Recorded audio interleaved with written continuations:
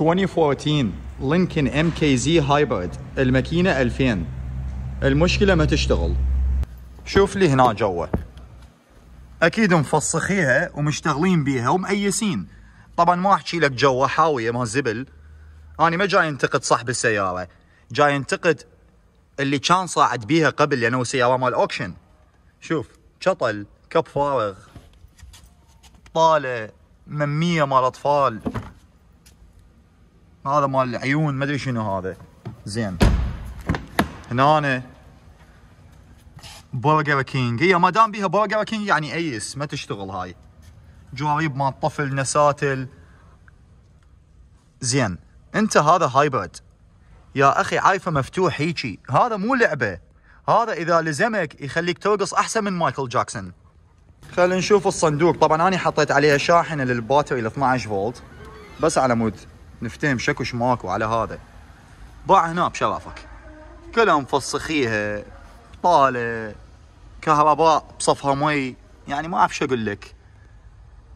شوف لايز هناك فايس جريب، هنا نفس الشيء، نساتل، شوكليت. زين هاي خوذه مال مهندسين، لك هاي شعدها هنا، لك حتى المهندس ايس عاف الخوذه وانهزم. خلينا نشوف الكودات. قبل ما نفحص الكودات نشوف مشكلتها شنو. شغل، تشتغل مثل ما نشوف الباتري 0، وهنا يطلع لنا مسج هذا ستوب سيفلي ناو، معناته توقف هسه. تحطها دي كل شي ماكو، والماكينه ما تشتغل. وهسه اقول لك ليش الماكينه ما تشتغل. الماكينه هاي اللي تشتغل على البنزين ما جاي تشتغل حتى لو تشطل السياره. ليش؟ لانه ما عليها ستارتر، سلف ماكو. الشيء اللي يشغلها هو نظام الهايبرد.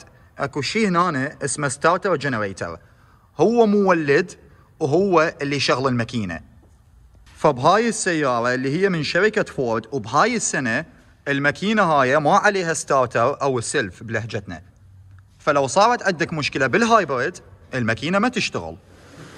للعلم مو كل الشركات نفس الشيء انظمتهم، نظام عن نظام يختلف، سنه عن سنه تختلف، شركه عن شركه تختلف. هسه اني بالبي ام دبليو شايف عندهم سلف، حتى لو هذا صار بيه مشكله ما يشغل الماكينه، اكو باك اب، ستارتر باك اب يشغل الماكينه مال وقود وتمشي عندك السياره. بهاي لا تنام.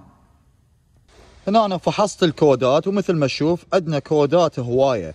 عندنا كودات على الدي سي دي سي كونفرتر، وعندنا كودات على الباتري انرجي كنترول ماجول اللي هو مال هايبرد. خلينا نشوف هذول اهم اثنين شي يقولون.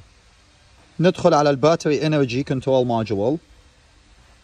هنا طلع عندنا كود P0B25 ويقول هايبرد اي في الكتريك فيكل باتري اي فولتج لو، معناته كهرباء اللي جاي تجي من البطاريه مال هايبرد اللي هي هاي اللي مفسخيها ولاعبين بيها ضعيفه. هسه ندخل على الدي سي دي سي كونفرتر ونشوف هذا ايش بيه. الكود على الدي سي دي سي كونفرتر طلع P0AFA ويقول هايبرد سلاش الكتريك فيكل باتري سيستم فولتج لو. همينه معناته الفولتيه اللي جاي تجي من الباتري مال هايبرد او الفولتيه مال هايبرد باتري ضعيفه. فخلنا نفحص الفولتيه مالته اذا فعلا ضعيفه.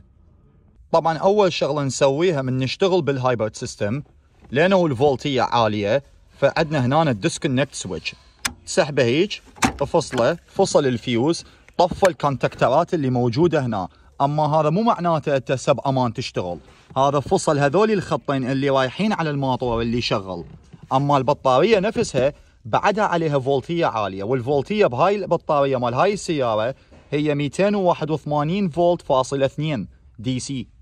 هنا أنا اكيد راح انطيك نصيحه، والنصيحه هاي اخذها من عندي، يعني اهتم بهاي النصيحه.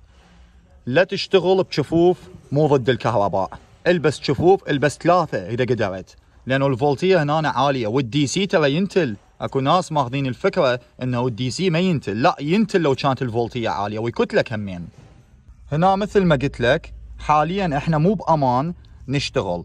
شوف عندنا هنا طالع بوزيتيف، يدخل على الديسكونكت سويتش اللي هو هذا الفيوز، بعدين يطلع من عنده يدخل على الكونتاكترات مثل ما تشوف هناك حاطينه زائد. شوف هذاك الزائد الجوه، هذاك هو بعدين عندنا واحد مباشر ثاني اللي هو بارد همين يدخل على الكونتاكترات.